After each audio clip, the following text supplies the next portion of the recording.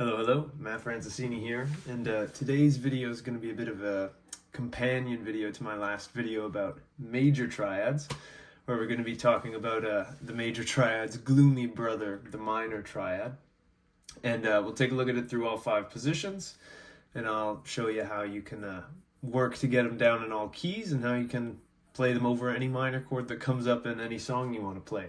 So, we're going to use the example of G again, just like we did in the previous video, because if you start in position 1 in G, you can go all the way up the neck to your 15th fret, and then once you get those down, it's a little bit easier to move them into different keys. But anyways, let's jump right into it.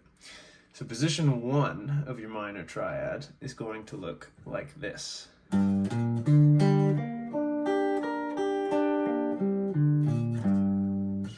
So that's the arpeggio for a G minor triad. I've got the notes G, B flat, and D, and then I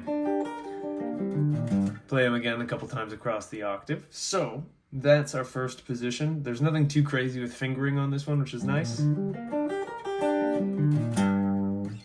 Now our next one is going to be position 2, where now this is where things get fun. Remember, on all of my diagrams I leave the starting and ending note, that also happens to be the root, hollow, so that you always hear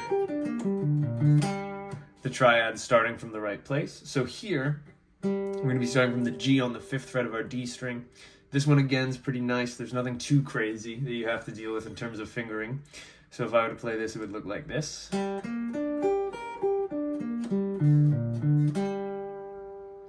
There's our position 2. Position 3, this one's got a bit of an awkward jump, but with a little bit of practice, it's not too bad. So this is going to start at our 10th fret, and we're going to be using our pinky. So we got the G on the A string, and this position is going to look like this.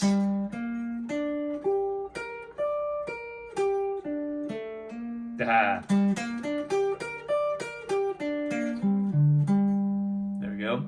And so the awkward jump happens there, where we have to jump up a fret and diagonally to get to the B string from our 7th to 8th fret.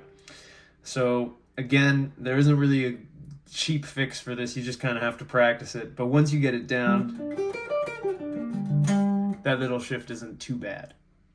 Okay, that brings us to our position 4, which is going to be starting from the same note on the A string, but we're going to be starting with our pointer finger there this time. And now, on this one, we're going to go like this.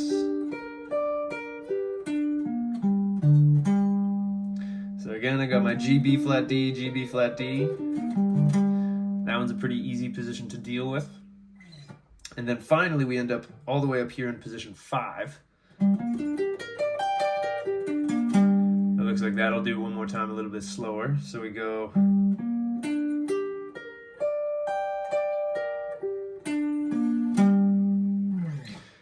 So there's our 5 positions of the minor arpeggio, or a minor triad arpeggio.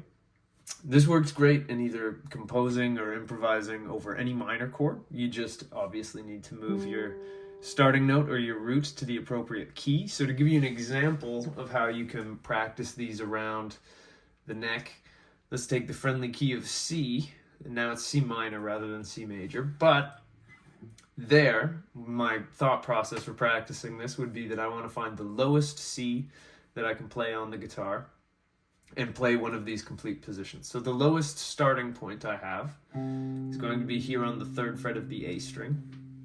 Now this, I know that I'm going to start in position 4, not position 3, which would be that same starting note but from my pinky, because if I tried to do it with my pinky, I've run into open strings, and we don't want to be practicing open strings when we're doing these, because the whole idea is we're practicing the same shape and getting it under our fingers. So I would start out in position 4 with that starting note moved to my C on the A string, and I would go like this. And now the great thing about this is once you've figured out where you start, then it becomes easy, because these patterns will always go in order. They might not be perfectly consequential in that they go 1, 2, 3, 4, 5, but if I start in position 4, I know that my next position will be position 5, starting from my root on the E string. have position 1, then I'll have position 2, and then finally I'll have position 3, all the way up there. And so this follows for any key that you might have to use, and that's the nice thing, that once you get it down in G, you might have to jump in at a slightly different point, but the symmetricalness, is that a word? The symmetry of the pattern stays the same. So it will always go 4, we'll go to 5, we'll go to 1, we'll go to 2.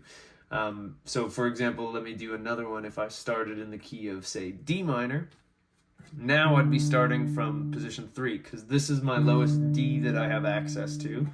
And now I can play all the way back in the arpeggio without having to go to an open string. And then same deal, 3 is going to turn into 4. We'll turn into 5. We'll turn into 1. And then we're left with position 2. So there's a kind of demonstration of how all of these can bleed in through different keys. And my kind of suggested practice for this would be to get all 5 positions comfortable in the key of G, and then start moving it around to different keys. And again, you can use this anytime you're trying to solo over or write a lead over a minor chord. These will always fit and they will always sound great. And yeah, that's pretty much it. So there's your minor arpeggio, your minor triad in 3 different keys. Feel free, and please do, take them beyond just those 3 keys that I showed you. But yeah, hopefully this gives you some helpful advice and you get something from this. And as always, if you like the video, please give it a like and a subscribe. I'm trying to get back on my regularly scheduled programming of video upload every Monday, so hopefully I stick to that. And yeah, if you want to take a lesson with me, you can find the information down in the description. And other than that, hope you have a great day and enjoy playing some guitar.